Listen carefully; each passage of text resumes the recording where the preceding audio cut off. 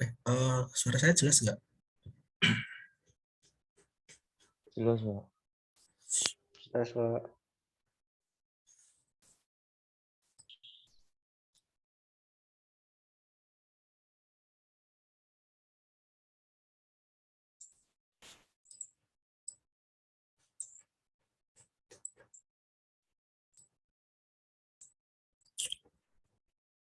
Oh, sebentar.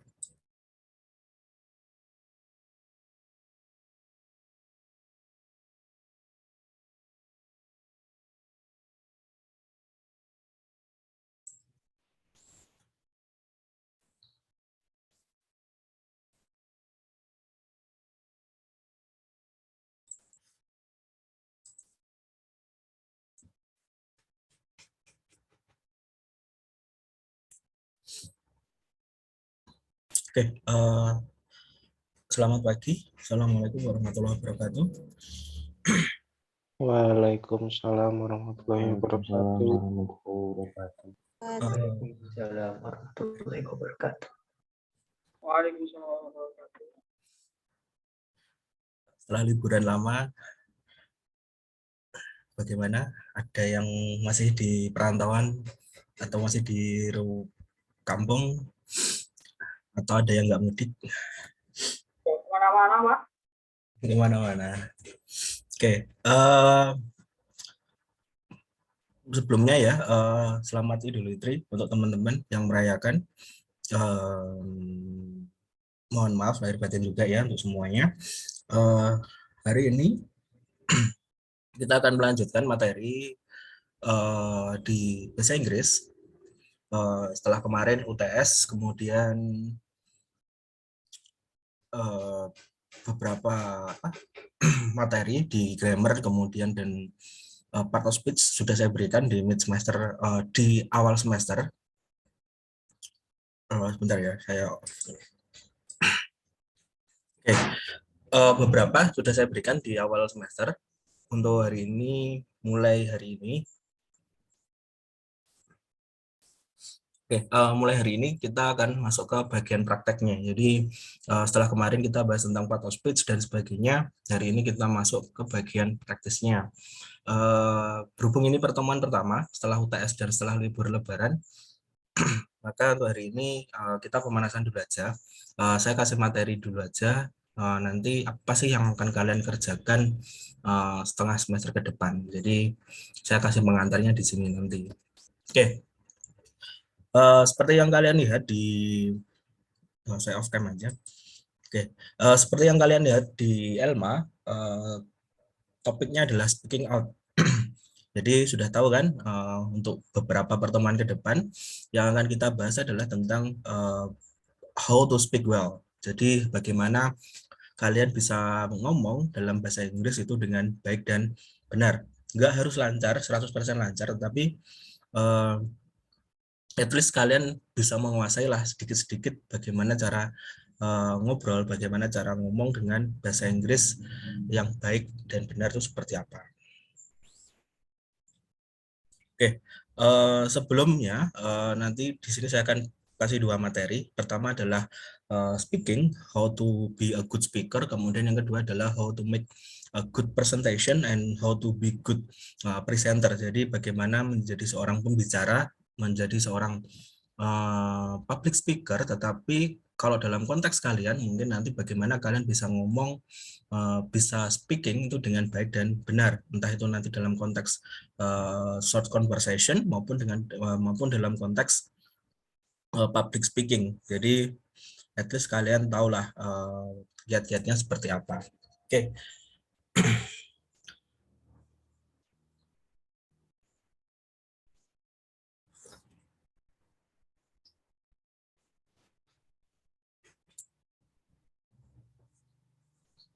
Oke, saya mulai dulu di speaking ya. Jadi untuk speaking ini saya ambil dari Birmingham International Academy, dari University of Birmingham. Dia dibuat oleh Rina de Vries dari Birmingham University, tentang speaking out, tentang bagaimana kita ngobrol, kiat-kiat kita menguasai speaking itu dengan baik dan benar. Kita mulai yang pertama. Dalam workshop ini, dalam PowerPoint ini nanti akan dijelaskan. Pertama adalah kenapa speaking English terutama can be difficult. Kemudian what can you do to become more fluent. Jadi kenapa ngomong bahasa Inggris itu sulit. Tidak semua orang bisa menguasai. Kemudian bagaimana caranya biar kalian nanti ngomongnya lancar, biar kalian nanti dalam ngomong, dan terutama dalam bahasa Inggris itu tidak terlalu banyak memikirkan kata-kata apa yang perlu kalian gunakan ketika kalian nanti ngomong dalam bahasa Inggris. Oke. Kenapa speaking English is difficult? Yang pertama adalah listening. Jadi dalam bahasa Inggris, terutama dalam konteks pembelajaran ya, kalian sebenarnya itu diwajibkan menguasai 4 skills. Jadi ada speaking, ada writing, kemudian ada listening, kemudian juga ada reading. Jadi ada 4 skills. Sorry, sebentar.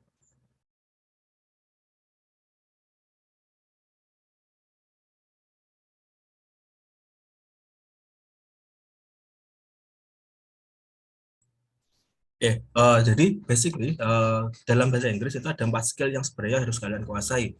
Tetapi tidak harus semuanya kalian kuasai dengan 100%.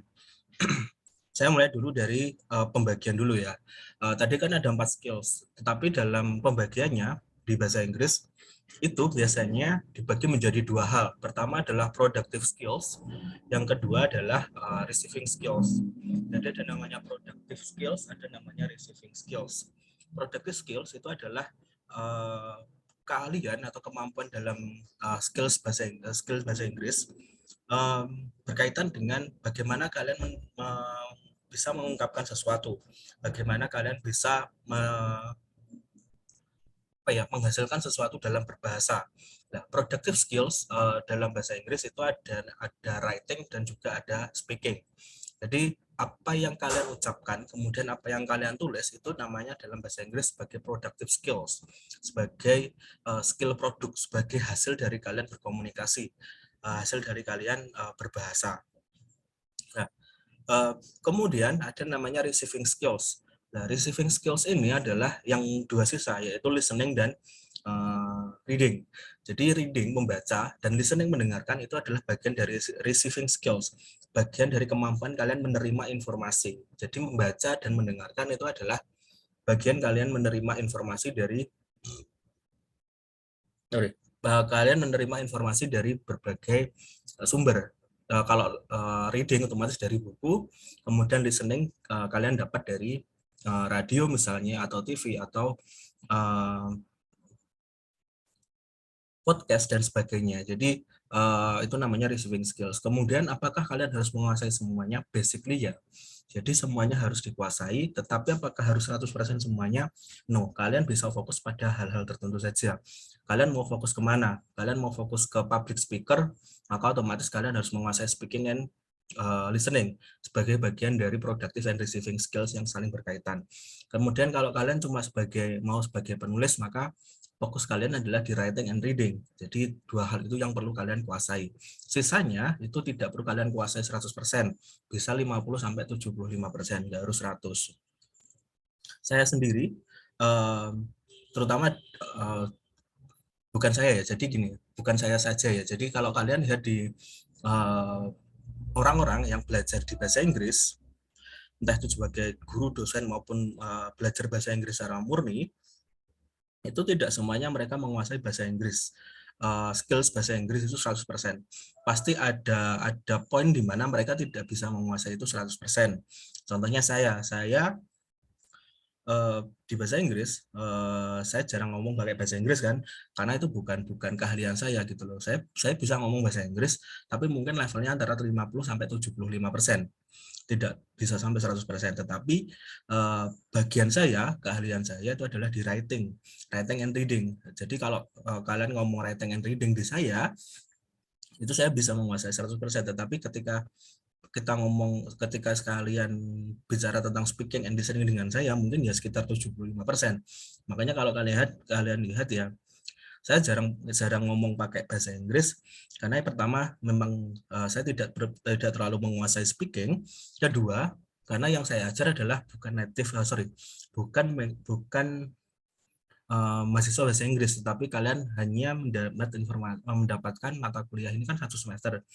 Maka yang saya gunakan adalah speaking for communication, bukan speaking sebagai sebuah ilmu. Jadi beda. Kalau ilmu, kalau kalian kuliah di prodi bahasa Inggris, tentu yang saya berikan adalah ilmunya. Tetapi ketika kalian dapatnya di sini, dapatnya di PTE, kemudian ada mata kuliah bahasa Inggris, maka yang saya berikan adalah how to communicate with English.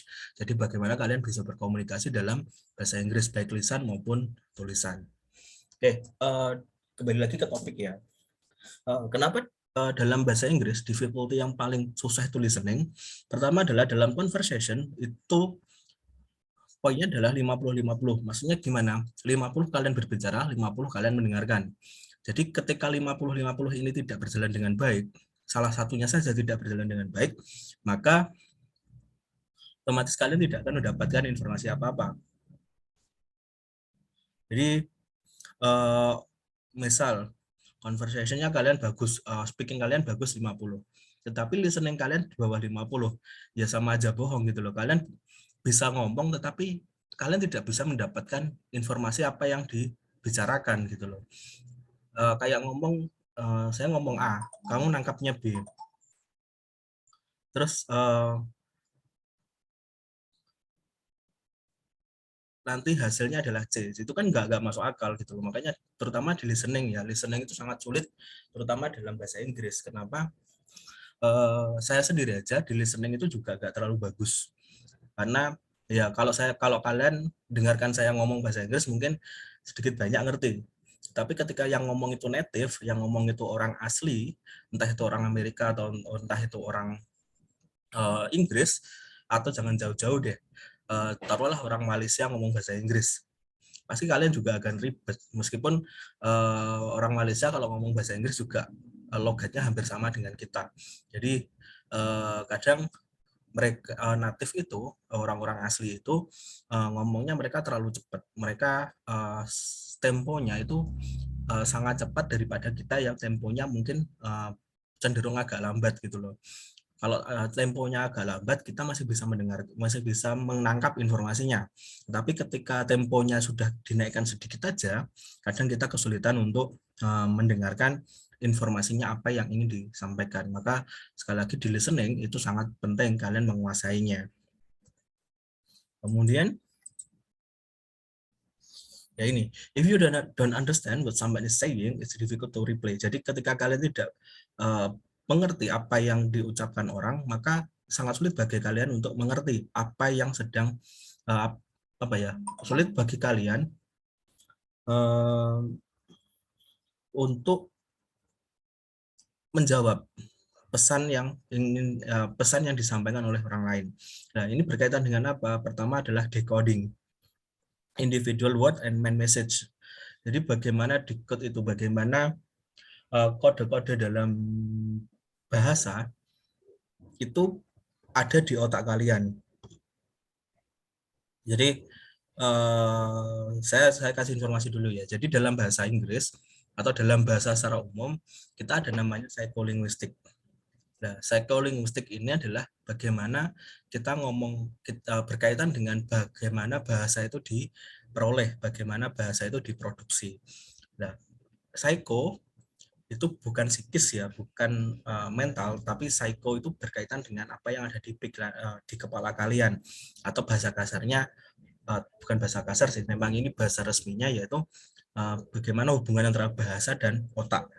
Jadi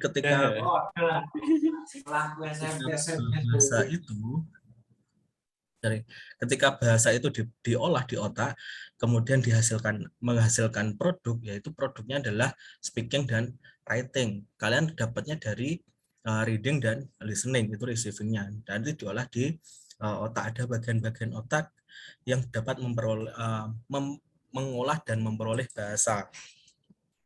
Makanya kenapa waktu kecil jangan sampai anak kecil itu kepalanya terbentur ya nanti berkaitan dengan perolehan bahasa. Bisa saja ada cedera yang mengakibatkan bagian otak yang yang digunakan untuk memperolehan bahasa itu cedera atau taruhlah ada masalah gitu loh. Maka nanti juga akan berimbas kepada bagaimana mereka berbahasa. Makanya ada kasus namanya disleksia, apasia, kemudian autism dan sebagainya. Ini berkaitan kembali lagi ke decoding ya. Bagaimana otak kita mengkodekan informasi, mengkodekan kata-kata, mengkodekan pesan-pesan itu, kemudian di-encode menjadi sebuah produk. Jadi di decode, dijabarkan, kemudian dibuat menjadi sebuah kode yang baru, menjadi sebuah pesan lagi yang akan kita keluarkan melalui mulut kita, melalui tulisan kita, menjadi sebuah pesan kepada orang yang sedang ngomong dengan kita atau orang yang mengirim surat ke kita misalnya. Kemudian speak the other speaker. Ya, ini tadi saya ngomong ketika yang ngomong saya misalnya, when I speak English, you all can understand what I'm saying. Tapi ketika yang ngomong adalah native, mungkin ada yang bisa mengerti, ada yang perlu waktu lama untuk mengerti, atau bahkan ada yang tidak bisa mengerti. Kenapa? Karena speed-nya beda. Speed saya ngomong dengan speed native itu tentu berbeda. Misal speed saya 50, mungkin native itu antara 75 sampai 100% cepat. Tetapi ada juga native yang ngomongnya itu juga, kalau memang mereka sudah lama di Indonesia misalnya, biasanya mereka akan mengurangi speed mereka akan ikut dengan speed kita karena menyesuaikan dengan kita. Tetapi kalau native itu atau bule itu baru datang, pasti mereka ngomongnya itu speednya tinggi. Nah, speednya itu pasti 75% ke atas. Jadi pasti nanti bagi kita akan kesulitan untuk mencerna informasinya apa. Kemudian yang ketiga adalah essence, logat. Jadi bagaimana logat dalam bahasa Inggris itu juga mempengaruhi. Kenapa? Jangankan di bahasa Inggris, di bahasa Indonesia, logat itu juga mempengaruhi. Sama-sama menggunakan bahasa Indonesia, ngomong dengan logat Sumatera, logat Jawa, kemudian logat Papua, logat Sulawesi, Kalimantan, itu berbeda.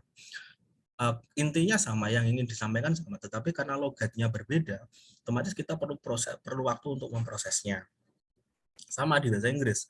Di bahasa Inggris ada namanya American English, ada namanya British English, ada Australian English, ada Wales, ada Ireland English, dan seterusnya. Nah, yang namanya accent, yang namanya logat, yang namanya apa ya, sejenisnya ya. Jadi itu sangat berpengaruh terhadap bagaimana kita mengerti pesan apa yang mereka ucapkan, kemudian bagaimana kita mereplay, bagaimana kita membalasnya. Contohnya gini, di bahasa Inggris kan tadi saya ngomong ada American, ada British ya. Di British pun di bahasa Inggris yang ada di negara Inggris, di UK, itu setiap kota itu memiliki bahasanya, logatnya masing-masing. Contoh, bahasa Inggris di London tentu berbeda dengan bahasa Inggris, logatnya secara logat itu tentu berbeda dengan bahasa Inggris mereka yang ada di Birmingham. Jadi ketika orang Birmingham ngomong, mungkin kalian akan tidak banyak mengerti karena logatnya tentu berbeda. Tetapi ketika kalian di London yang sebagai pusat kota, sebagai pusat ibu kota, mungkin bahasanya mungkin sudah sedikit umum, jadi semuanya masih bisa dimengerti. Tapi kalau ke Birmingham yang memang dia apa ya, memang letaknya memang agak jauh, Birmingham itu sekitar pelabuhan, sekitar apa sungai dan sebagainya ya. Bahasanya bahasa mereka itu logat mereka itu juga mungkin untuk sebagian orang agak sulit dimengerti gitu loh. Jadi ini yang mempengaruhi dalam speaking nanti. Oke, bagaimana caranya untuk mengatasi ya? Mau nggak mau kalian harus praktis karena dalam speaking tidak ada kata lain selain praktis. Kalian setiap hari ngomong 1 sampai 10 sampai 15 menit atau enggak 5 sampai 10 menit di depan kaca atau enggak dengan teman kalian atau dengan keluarga kalian atau dengan lingkungan sekitar kalian ya. Itulah namanya praktis gitu loh. Kalian belajar mendengarkan juga belajar mengucapkan. Belajar mendengarkan itu bisa banyak, bisa dari movie, bisa dari musik, bisa dari podcast, bisa dari radio, VOA, BBC dan seterusnya. Kalian juga bisa mendengarkan dari hal-hal sumber-sumber lain, tentunya yang menggunakan bahasa Inggris sebagai bahasa pengantarnya. Jadi kalian bisa praktis 10-15 menit, bisa tanpa skrip, bisa dengan skrip. Kalau kalian memang belum paham, bisa pakai skrip dulu, baru nanti lama-kelamaan kalian nggak perlu pakai skrip. Jadi seperti itu cara belajarnya. Nah, kemudian ini ada beberapa frase yang sering digunakan ketika kalian nanti tidak mengerti apa yang diucapkan. Biasanya pertama yang sering digunakan itu adalah excuse me.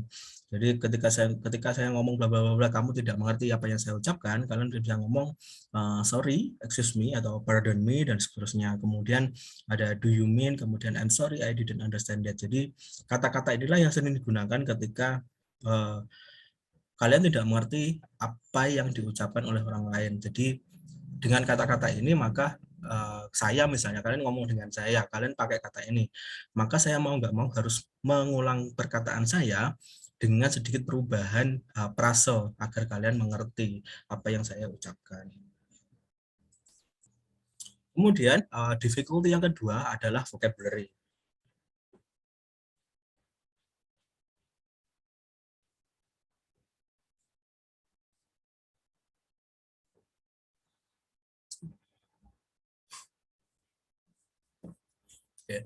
Vocabulary atau kosakata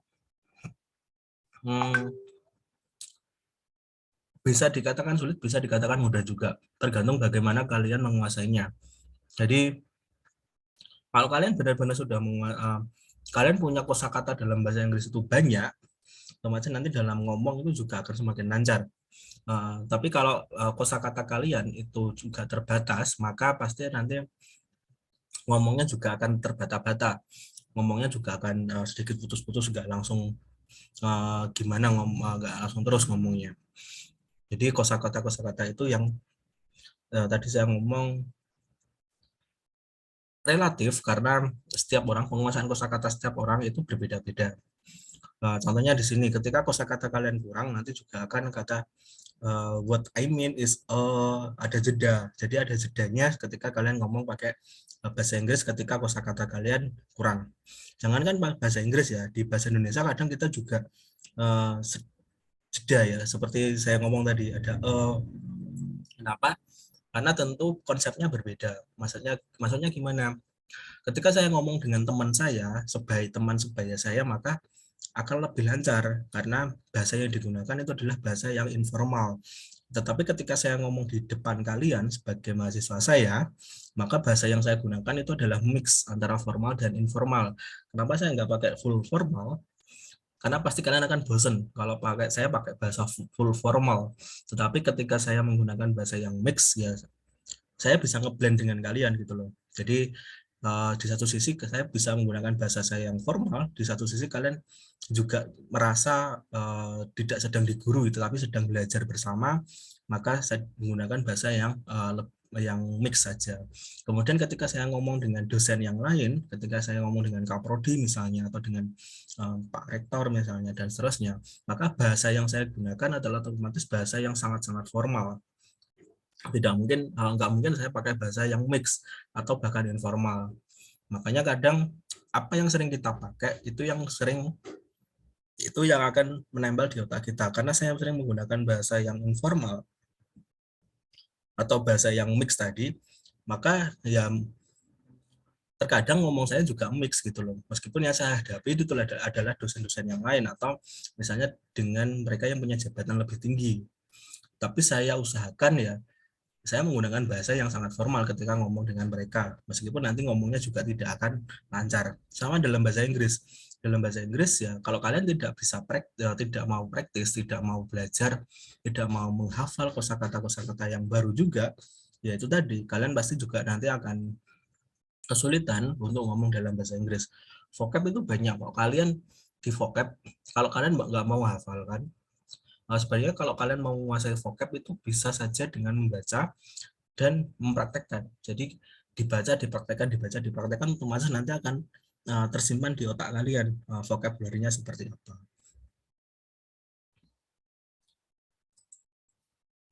Oke, yang pertama bagaimana sih cara meningkatkan atau apa ya istilahnya meningkatkan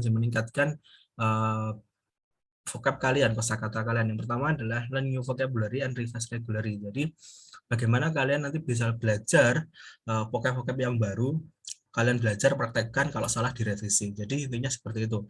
Belajar membaca vocab baru, kemudian digunakan, ketika salah direvisi. Jadi prosesnya tuh biasanya seperti itu, dibaca, digunakan, direvisi, dibaca, digunakan, direvisi, pasti seperti itu gitu loh. Jadi kapan kita menggunakan vocab ini, kita nanti juga akan bisa sendiri, karena sudah menjadi kebiasaan kita. Karena dalam bahasa Inggris atau dalam bahasa secara umum tidak ada kata lain selain praktis, karena yang bisa menguasai yang bisa digunakan atau cara untuk menguasai bahasa itu sebenarnya bukan belajar seperti ini, tetapi ketika kalian mampu menggunakan ini secara terus-menerus, praktisnya secara terus-menerus. Jadi lebih ke praktis.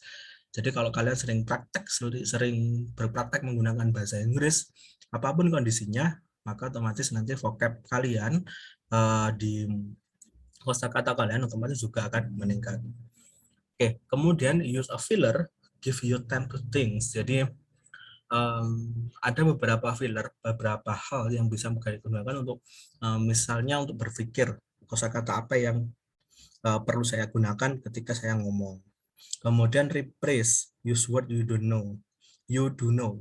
Jadi ketika kalian tidak tahu satu kata misalnya, maka kalian bisa menggunakan kata lain atau satu kalimat yang bisa mewakili kata yang ingin kalian ucapkan. Jadi misal ada beberapa kata dalam bahasa Inggris bagi kalian sulit untuk diucapkan, kalian bisa menggunakan kata atau kalimat lain yang memiliki arti sama dengan apa ya kata yang ingin kalian ucapkan tadi. Jadi namanya rephrase. Kemudian activate your existing vocabulary. Saya yakin all of you semua itu pasti punya existing vocabulary. Entah itu banyak, entah itu sedikit, pasti punya. Kalian dulu sekolah di SMP, SMA kan sudah ada bahasa Inggris. Pasti sedikit banyak ada kata-kata yang sudah kalian hafal, sudah kalian punya, yaitu diaktifkan lagi, itu sering digunakan lagi. Jadi ya mau nggak mau harus kalian refresh lagi apa yang ada di otak kalian tentang bahasa. Kemudian bagaimana sih cara meningkatkan vocabulary? Ada banyak game, ada banyak hal yang bisa digunakan. Pertama adalah, terutama kalau kalian mungkin enaknya game ya, game internet, game HP itu banyak berkaitan dengan vocabulary. Kemudian ada word games seperti mind maps, kemudian puzzle, kemudian crossword. Ya, yang paling sering kalian temui pasti crossword ya, teka-teki silang.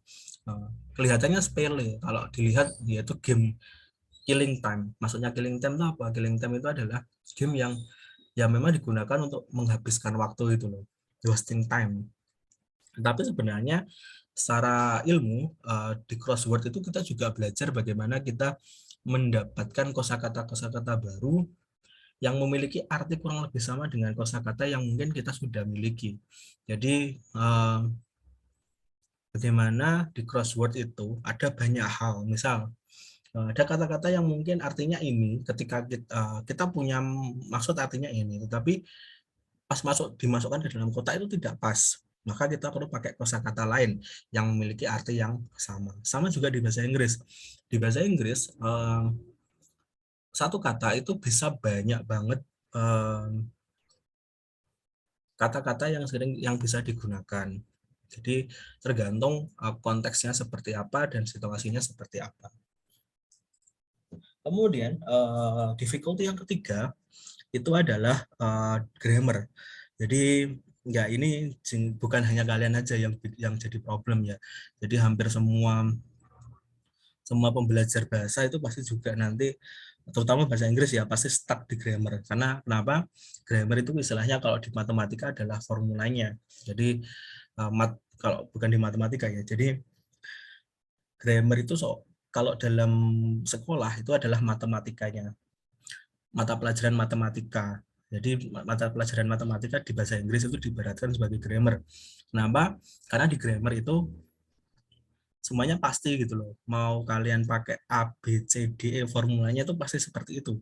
Nggak mungkin berubah. Yang berubah adalah bukan polanya, tapi yang berubah adalah kata-katanya. Karena mengikuti pola. Tapi polanya sama.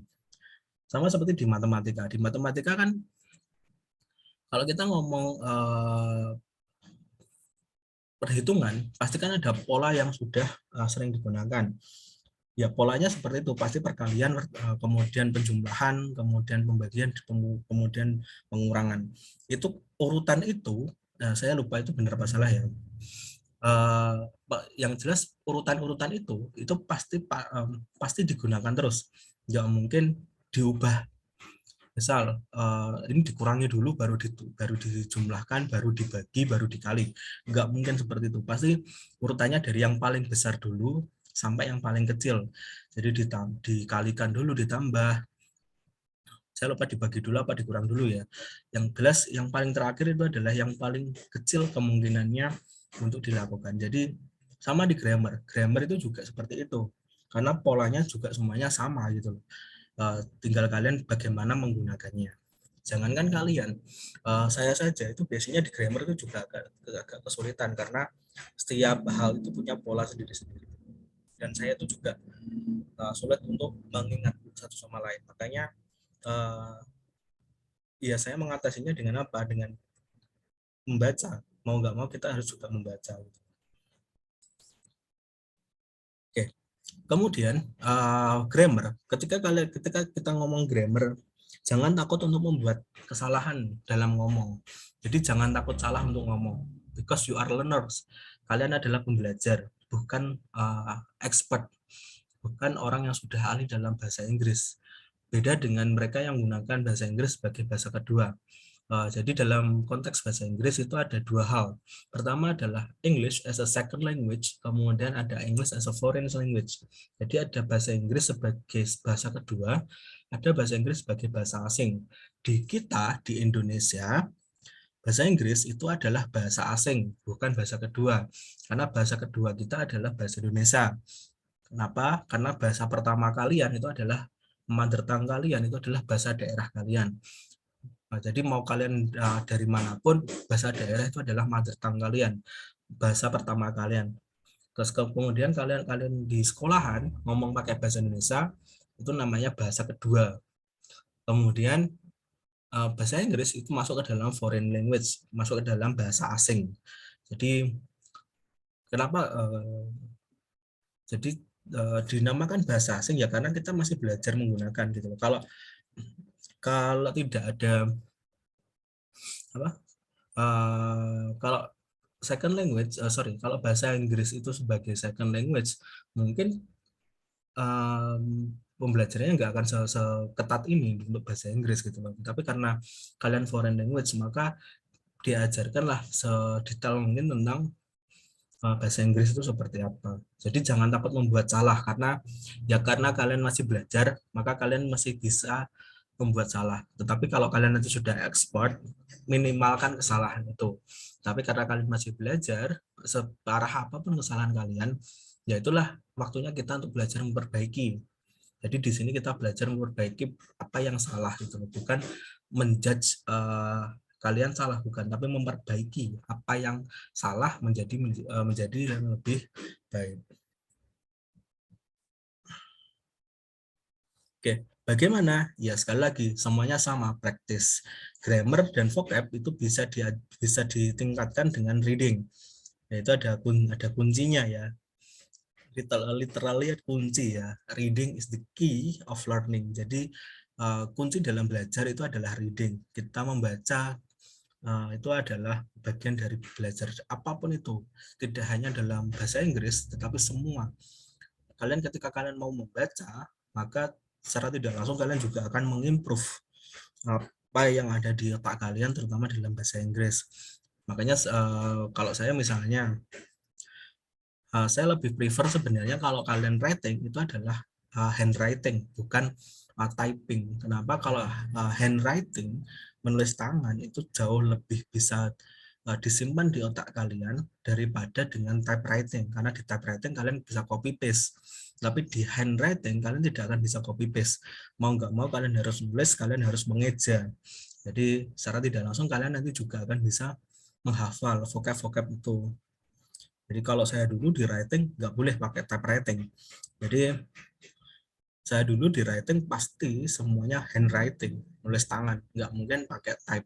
Kecuali kalau memang sudah masuk ke academic writing ya. Academic writing itu beda lagi.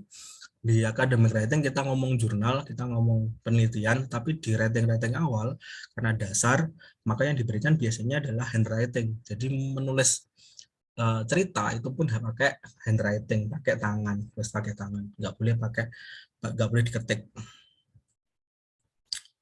Nah, kemudian difficulty yang keempat adalah pronunciation.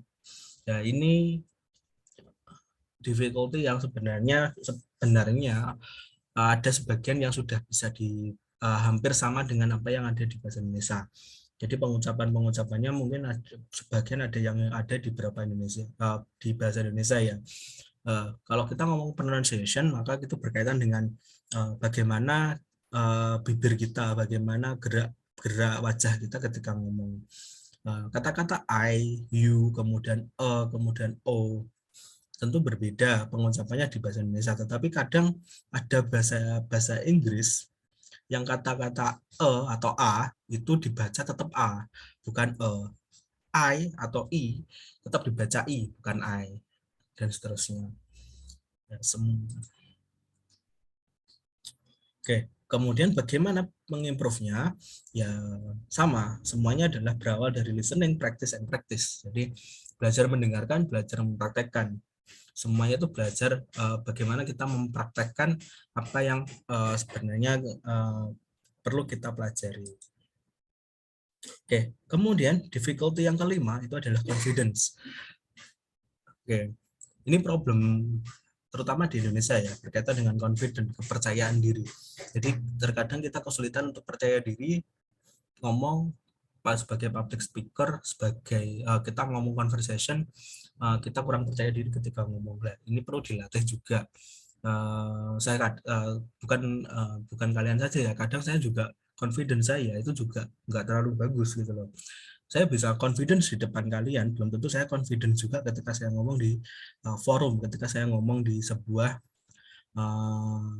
seminar misalnya. Jadi maka itu perlu dilatih juga.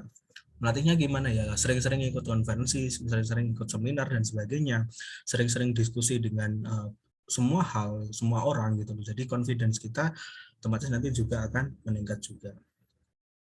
Saya yakin teman-teman di sini juga ada yang ikut HMPS, atau HMPF, HMF bukan HMPF ya, HMF ya, mungkin yang bisa ikut atau UKM lain pasti difficulty-nya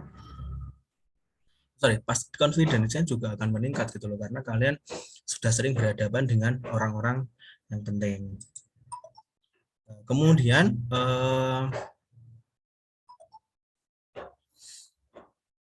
ya sekali lagi semuanya praktis, bagaimana meningkatkan semua itu maksudnya di praktis dan praktis. Oke, itu untuk speaking out. Kemudian tinggal 10 menit ya, karena jam 9 saya harus ke kampus.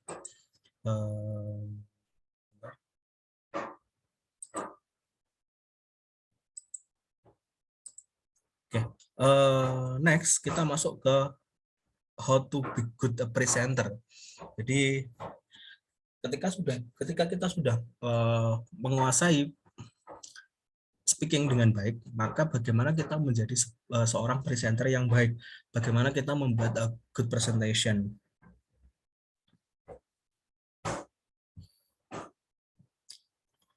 Jadi apa sih yang perlu diperhatikan? Pertama adalah tipe-tipenya dulu ya. Tipe-tipe presentation itu ada quick 1 minute what I do talk, kemudian 25 minute conference, kemudian ada project presentation, kemudian ada thesis defense atau sidang skripsi atau ujian tesis dan seterusnya. Kemudian ada job talk atau job interview, itu tipe-tipe presentation. Kemudian what they have in common, never enough time to talk about everything. Jadi kita tidak punya waktu banyak untuk ngomong segala hal. Jadi kita perlu memfokuskan apa sih yang perlu kita perhatikan. Kemudian all of them reflect on you and need practice polish. Jadi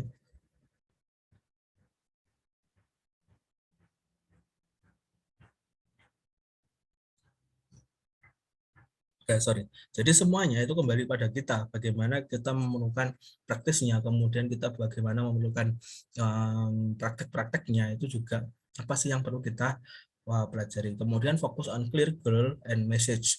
Jadi kalau membuat presentasi, membuat presentation apapun itu, project presentation, job talk, thesis defense dan seterusnya, maka yang paling harus kalian yang paling harus kalian ingat-ingat adalah clear goal-nya, tujuannya jelas, kemudian message-nya, pesan yang ingin disampaikan itu juga jelas. Jadi tidak terlalu banyak goal, sedikit saja, tetapi message-nya memang tersampaikan. Daripada kalian goal-nya banyak, tetapi message-nya yang disampaikan itu tidak banyak, tidak terlalu fokus nanti. Kemudian ada top 10 pointers for a good talk. Jadi ada 10 hal yang bisa menjadi referensi kalian menjadi pembicara yang baik. Pertama adalah be neat, kemudian avoiding trying to cram too much into one slide. Jadi jangan masukkan terlalu banyak hal dalam satu slide. Kalau memang poin-poinnya banyak, bagi menjadi beberapa slide. Jangan misal ada 10 poin, kalian buat satu slide. Itu orang lihatnya sudah bosan gitu loh. Jadi kalian bisa menggunakan misalkan 3-4 slide dengan grafik, dengan gambar. Kemudian be brief. Use keyword rather than long sentence. Jadi menjadi orang yang berani. Kenapa kalau saya ngomong berani? Hampir sebagian problem di kita, terutama di PowerPoint ya, ketika kalian membuat PowerPoint, kalian lebih banyak copy paste dari makalah ke PowerPoint. Padahal that is not the point of the PowerPoint. Jadi itu bukan poin dalam presentasi PowerPoint. Kenapa? Karena di PowerPoint ya harusnya yang kalian berikan itu adalah poin-poinnya. Nah, kalian menjelaskan poin-poin yang ada di PowerPoint itu, bukan long sentence, bukan kalimat utuh yang kalian copy paste dari makalah ke PowerPoint. Seolah-olah saya misalnya sebagai audience diminta untuk membaca, bukan mendengarkan apa yang kalian jelaskan. Itu yang salah. Jadi yang benar adalah kalian masukkan poin-poinnya, kalian jelaskan ini poinnya ini, bukan kita sebagai audiens yang disuruh membaca sentence-nya. Ya kalau kita disuruh membaca sentence yang ada di PowerPoint, mending kita baca sentence yang ada di makalah gitu, lebih lengkap informasinya daripada baca yang ada di PowerPoint. Yang kita perlukan sebagai audiens itu adalah bagaimana kalian sebagai speakers itu menjelaskan lebih banyak, menjelaskan lebih detail tentang informasi itu. Makanya better than use keyword rather than a long sentence. Kemudian avoid covering up slide. Jadi banyak ya ini covering up ini, bisa ya slide-slide nggak penting atau enggak pakai animasi-animasi nggak penting, itu di-avoid, dihindari. Ada beberapa animasi yang memang cocok, ada beberapa animasi yang tidak cocok. Ada background yang cocok, ada background yang tidak cocok. Jadi kalian harus bisa menentukan mana yang cocok, mana yang enggak. Kemudian use a large font. Ya ini large font ini relatif. Kalau large font ini kita ngomong kayak gini, Zoom meeting, mungkin font 12 itu sudah cukup besar. Tapi ketika kita ngomong di di proyektor, LCD proyektor, font 12 itu mungkin kurang sedikit besar, tetapi jangan juga terlalu besar. Ya, meskipun di sini kata-katanya use a large font, tapi jangan terlalu besar juga. Jadi menjadi covering the slide. Jadi gunakan ukuran font itu yang profesional mungkin. Kemudian use color to emphasize, menggunakan warna itu juga boleh, tetapi jangan terlalu lebay. Maksudnya gimana? Sudah warna backgroundnya itu terang banget, kalian pakai warna juga yang terang, nggak kelihatan tulisannya. Makanya dalam konteks pewarnaan itu biasanya kalau kalian pakai background yang terang, maka pakai tulisan yang warnanya gelap biar kontras, atau dibalik kalau backgroundnya itu gelap pakai warna yang terang biar kontras. Kemudian hindari penggunaan warna merah terutama untuk kalimat ya, kata-kata. Jadi ada kata-kata kalian pakai warna merah itu hindari. Kenapa? Warna merah itu apa ya? Meskipun secara look itu bagus karena kita bisa melihat oh itu poinnya, tetapi secara kesehatan juga nggak baik karena mata kita dipaksa untuk melihat warna merah terus-terusan itu juga lama-lama lelah gitu loh. Makanya lebih baik menghindari warna merah tetapi menggunakan warna-warna lain. Tapi kalau warna merah itu juga digunakan menjadi background, it's okay, nggak masalah. Tapi jangan menggunakan warna merah sebagai latar warna di tulisan kalian. Kemudian use illustration to get across the key concept. Limited animation, jadi kalian bisa menggunakan ilustrasi-ilustrasi, entah itu grafik, animasi, atau apapun itu, tetapi jangan terlalu lebay juga, sesuaikan dengan materi yang ingin kalian sampaikan. Kemudian make eye contact, jadi eye contact itu penting, jadi bagaimana kita mendistribusikan eye contact kita, kapan kita melihat slide, kapan kita melihat audience. Jadi tidak melulu kita melihat slide, tidak melulu juga kita melihat audience. Jadi bagaimana eye contact kita itu juga baik. Kemudian ketika kita melihat audience, jangan hanya terfokus pada satu poin, tetapi menyebar. Karena kalau misalnya satu kelas nih, kelasnya kan lebar, kalian jangan fokus pada satu poin, tapi kalian harus mengcover semua semua hal dalam satu kelas itu karena eye contact kita mau nggak mau juga harus mengikuti. Kemudian be ready to skip slide if time is short. Jadi kayak seperti ini tadi, saya punya 10 slide tapi saya skip. Kenapa? Waktunya sangat mepet. Jadi ketika kalian punya plan 30 slide, tetapi waktunya terbatas, ya kalian mau nggak mau harus ready, harus siap ketika ada beberapa slide itu yang kalian skip. Ya, yang di skip yang mana itu terserah kalian, yang penting informasi yang ingin kalian sampaikan itu bisa tersampaikan dengan baik. Kemudian poin terakhir adalah praktis. Jadi sekali lagi semua hal tadi di speaking kemudian ini di present, kembali lagi ke praktis. Jadi bagaimana kalian practice and practice, bagaimana kalian mempraktekkan itu menjadi lebih baik. Oke, kemudian other thing to consider di sini ada oral communication is different from written communication. Jadi oral communication itu berbeda dengan written. Di written kalian bisa lebih detail menuliskan message, tapi di oral communication kalian tidak bisa menjelaskan terlalu banyak. Yang penting poinnya tersampaikan. Keep it simple and focus on few key point. Jadi simple dan tapi terfokus pada poin-poinnya. Kemudian repeat key insight. Jadi ya sekali lagi ya kuncinya adalah di keywordnya. Jadi kata kuncinya kalian paham, maka semuanya nanti bisa dijelaskan. Kemudian be sensitive to your audience.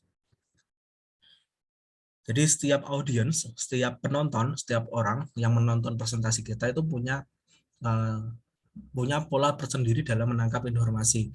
Ketika kalian ngomong di seminar, tentu berbeda ketika kalian ngomong diskusi di kelas. Ketika kalian ngomong ngajar di sekolah, ngajar di kelas. Nah, kalian harus tahu, harus punya sensitivitas tinggi. Siapa sih audiens kalian? Siapa yang menjadi lawan ngomong kalian, lawan bicara kalian? Kemudian make the audience want to learn more. Nah, ini tadi saya ngomong kenapa pakainya keyword, bukan long sentence. Karena dengan keyword, audience itu juga belajar, oh kok dia pakai katanya ini. Apa sih maksudnya? Maka nanti dia akan tanya, speaker, can you explain about this keyword? Jadi, nah, ketika mereka tanya itu, maka mereka juga akan belajar. Kita juga menjelaskan. Kita belajar juga bagaimana menjelaskan dengan baik yang benar. Kemudian handling Q&A is important. Jadi kadang dalam diskusi yang namanya Q&A, kalau nggak ada pertanyaan, it's okay. Tetapi kadang ada beberapa hal itu pertanyaannya banyak banget dengan waktu yang mepet. Ya. Bagaimana kita mengelola Q&A itu dengan baik. Sesimpel mungkin, jawab pertanyaan yang memang satu korelasi itu dengan dalam satu jawaban.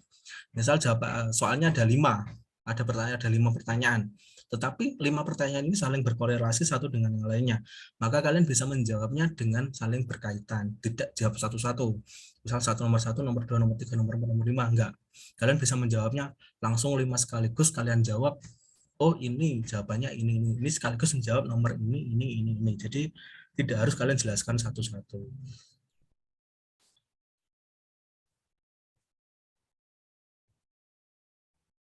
Oke, to improve ya sama, practice by yourself, kemudian practice in front of friend, kemudian practice in front of webcam, kalau misalnya kayak gini, kemudian take a note to effective speaker and adopt their successful habit. Jadi kalian bisa lihat mereka yang sering menjadi public speaker, kalian bisa lihat mereka gesturnya seperti apa, kata-kata yang digunakan itu seperti apa, kalian bisa take a note mereka. Oke, that's it. The material today. Jadi itu materi yang saya sampaikan terkait dengan apa yang akan kalian kerjakan di kelas saya setengah semester ke depan. Jadi untuk minggu depan kita offline, dan karena materinya adalah speaking, saya mau minggu depan kita sudah praktis tentang speaking. Silakan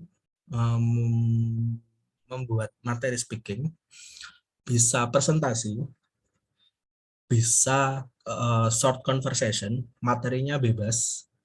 Jadi kalian bisa membuat presentasi seperti itu tadi. Kalau presentasi otomatis kalian harus membuat PowerPoint-nya, kemudian materi-materinya, atau kalian bisa membuat short conversation. Kalau short conversation minimal 2 orang, minimal 2 orang. Kalau di presentation 1 orang nggak masalah, atau kelompok juga nggak masalah. Yang penting kalian buat itu, nanti kita praktekkan minggu depan secara offline di kelas. Jadi ya sekalian melatih confidence kalian ketika ngomong bahasa Inggris. Temanya bebas, kalian bisa memilih apapun. Saya nggak akan menilai temanya, saya kan nggak akan menilai materinya, tetapi yang saya nilai adalah bagaimana cara kalian ngomong dalam bahasa Inggris, bukan materinya. Karena ya kita berbeda ilmu gitu loh. Saya nggak mungkin mengomentari materi kalian, tetapi saya bisa mengomentari bagaimana nanti kalian berkomunikasi itu dalam bahasa Inggris. Oke, sampai sini ada yang mau ditanyakan?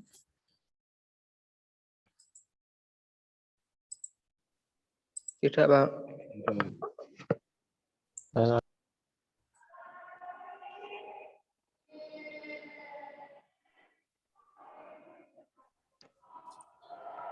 Oke, kalau ada itu ya, nanti minggu depan kita offline.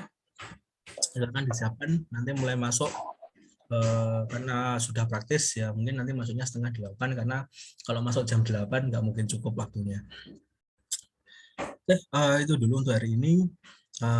Sampai ketemu minggu depan, silahkan dipersiapkan. Kalau ada pertanyaan nanti silahkan ditanyakan di grup WA seperti biasa.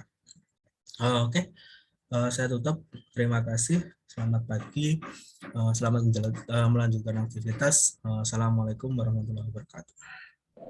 Waalaikumsalam warahmatullahi wabarakatuh. Waalaikumsalam warahmatullahi wabarakatuh.